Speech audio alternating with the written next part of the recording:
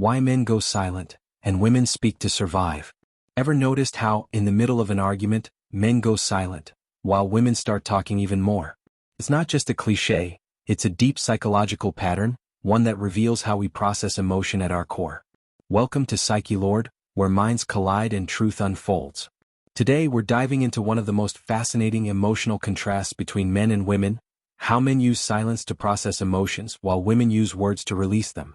And once you understand it, your relationships, your empathy, even your sense of self, will never be the same again. Let's start from the beginning, long before love languages, before therapy, before society even had words for feelings. Thousands of years ago, when men faced problems, survival problems, they had to rely on silence. A hunt, a battle, a strategy session with no time for overthinking or emotional venting. Silence wasn't coldness. It was survival. It was how they focused. For women, survival looked different.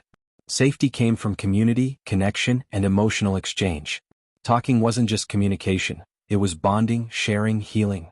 And so, over generations, men evolved to retreat into silence to think and process, while women evolved to reach out, to use words as a form of emotional release.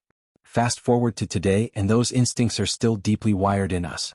The battlefield has changed, but the psychology hasn't. Now, science has caught up with what evolution started. Neuroscience shows that men's brains activate the amygdala, the fight, flight, or freeze center, when they're emotionally overwhelmed. Silence becomes a natural regulation strategy. It's their way of saying, I need to get a grip before I speak. For women, the brain lights up differently. The emotional centers are more strongly connected to language areas, meaning that talking literally helps lower stress hormones. Expression is release. Verbalizing pain actually soothes the nervous system. So, while a man's silence might mean, I'm working through this, a woman's words might mean, I need to let this out to breathe. Neither is wrong. Neither is better. They're just different forms of coping. But here's where it gets complicated. Because when a man falls silent, it can feel like rejection to a woman, like he's shutting her out.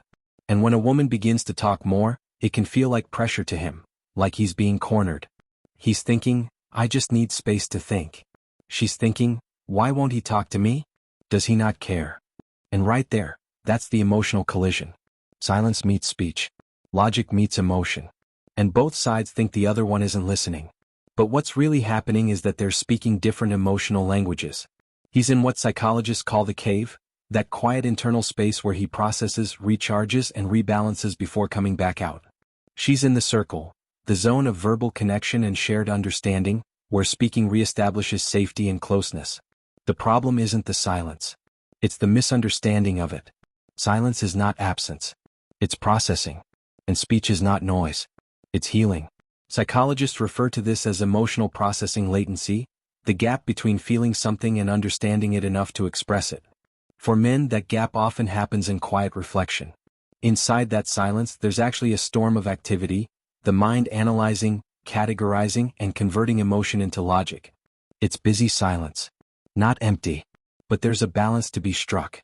Because when silence lasts too long, it stops being a bridge, and becomes a wall. And when words pour out too fast, they stop being connection, and become chaos. The goal isn't for men to talk more or for women to talk less. It's for both to understand how the other heals. Men can learn that a woman's words aren't attacks, they're emotional releases. And women can learn that a man's silence isn't distance, it's decompression. When silence meets empathy and words meet patience, understanding grows.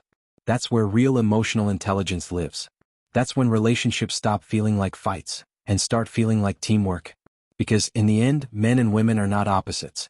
They are reflections of two ways the human psyche protects itself. Silence builds structure. Words build connection. And together they create balance, the yin and yang of emotional survival. At the end of the day, we're all trying to be heard, some through silence and some through sound. But maybe the real mastery of the mind is learning to listen in both. If this spoke to you, don't forget to subscribe to Psychelord, where minds collide and truth unfolds. Because understanding the mind is power.